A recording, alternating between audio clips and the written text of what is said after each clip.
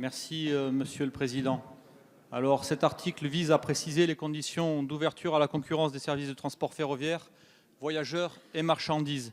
Il passe à côté de son objectif, car à la lecture, nous n'avons toujours aucune idée des modalités concrètes de l'ouverture à la concurrence à partir de 2020.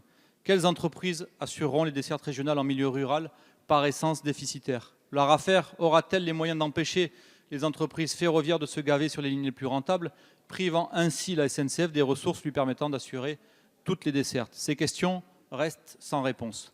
Pour trouver des réponses, il nous suffit de regarder ailleurs, vers le fret ferroviaire, ouvert à la concurrence en 2006.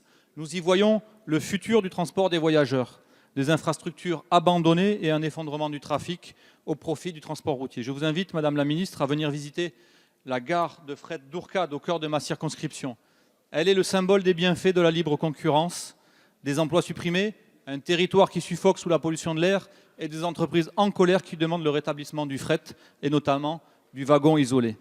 Nous mettons désormais les marchandises dans des camions et nous mettrons demain les voyageurs dans des cars. Qui peut défendre une telle politique au mépris de toute considération écologique?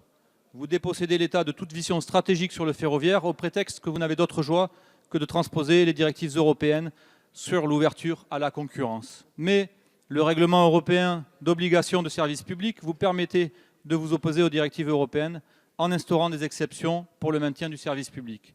Vous le faites bien en Île-de-France, alors pourquoi ne pas le faire sur tout le réseau? Vous voulez ainsi aux Français un service public auquel ils sont particulièrement attachés.